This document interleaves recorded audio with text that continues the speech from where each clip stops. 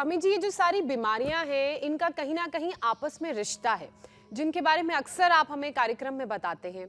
अब मोतियाबिंद की अगर बात करें तो मोतियाबिंद पहले बड़ी उम्र के लोगों की बीमारी हुआ करता था, लेकिन अब ये 40 साल के लोगों को भी हो रहा है। तो स्वामी जी, ये जो बदलाव देखने को मिला है, ये बदलाव क्यों हो रहा है और इसके क्या उपाय हैं? कैसे हम जो 40 साल की उम्र के लोग हैं, जिन्हें मोतियाबिंद की परेशानी हो रही है, उससे बचा सकते हैं?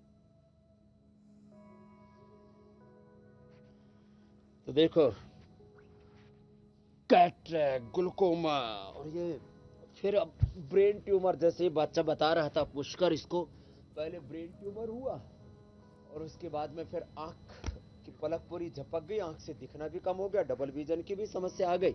चलो उल्टे लेट जाओ, सब भुजंग आसन करो। अब कोरिलेशन तो ये है, ये पूरा जीवन चक्र है, और जो योग नहीं करेगा उसका पूरा जीवन चक्र, उसकी पूरी जीवनचर्या, दिनचर्या और पूरा बॉडी का कोऑर्डिनेशन, बॉडी का, माइंड का, थॉट्स का, इमोशंस का, स्थूल सूक्ष्म कारण, शरीर का, अन्नमय प्राणमय विज्ञानमय आनंदमय कोशों का जो पूरा कोऑर्डिनेशन है वो गड़बड़ हो जाता। 37 ट्रिलियन सेल्स का जो कोऑर्डिनेशन है, स्थूल सूक्ष्म कारण शरीर का 72,72,10,201 नस नाड़ियों का, ये जो कोऑर्डिनेशन गड़बड़ होता है ना, तब फिर ये दिक्कतें आती हैं। तो और आंखों के लिए एक खास बात और बताना चाहता हूं। पूरे शरीर को विश्राम मिल जाता है, लेकिन आंख को, जिनका मन चंचल होता, मन अशांत होता, उनको रात्रि को भी विश्राम नहीं मिलता। और उसके कारण से आंखों में, चाहे वो कैटरेक्ट हो, चाहे वो ग्लूकोमा हो, या कोई भी रोग पनपता, आंखों में जाला आता है, फ्लोटर्स आते हैं, तो ये सारी दिक्कतें उन्हीं के आएंगी जिनके आंखों को श्रम और विश्राम पूरा नहीं मिलेगा। आंखों का श्रम तो मैंने आंखों की एक्सरसाइज भी बताई, शीर्षासन, सर्वांगासन, अनुलोम विलोम प्राणायाम भी बताया। आंखों को विश्राम उसको नहीं मिलता जो ध्यान नहीं करता, जिनका मन शांत नहीं होता। तो रात को सोते समय अपने आंखों को शांत करके, ऑर्डर देकर के सोया करें। तो आंखों पर मन को टिका करके, ये तो प्रक्रिया है वैसे, पहले माथे पर, फिर आंखों पर, फिर चेहरे पर मन को टिका के एक एक अंग प्रत्यंग को विश्राम की स्थिति में छोड़ते हैं। और जिनका ऐसा अभ्यास नहीं होता, फिर रात को सोते समय भी उनकी आंखें चलती रहती हैं और उनको विश्राम नहीं मिलता है। तो ये भुजंग आसन भी 10-20 बार कर लिया करें।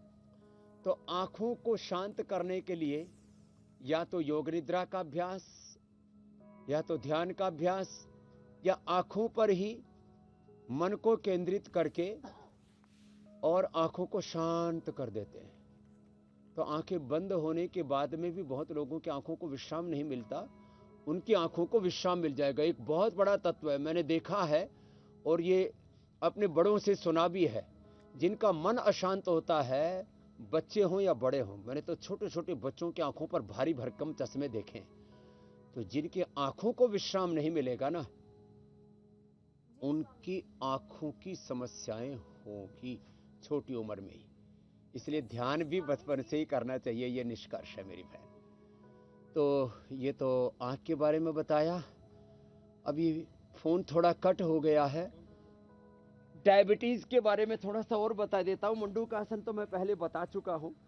हरियाली भी देखनी चाहिए। जैसे अब देखो, मैं यहाँ पर हूँ तो मैं तो जिधर देखता हूँ उधर ही हरियाली हरियाली है, मेरे पीछे भी हरियाली है, इधर बाएं तरफ भी देखो कितना, ये देवदार चीड़ जैसा एक पेड़ है, आजकल बहुत बहुत हरा हरा होता है, ये कितना अच्छा लग रहा है।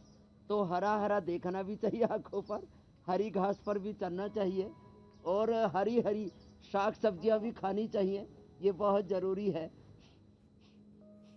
और जिनको डायबिटीज है ना, डायबिटीज और बीपी के कारण से भी समस्या रहती है, तो उनको पवन मुक्तासन और उत्तान पादासन, नौकासन जितने हो पाए ये कर ले।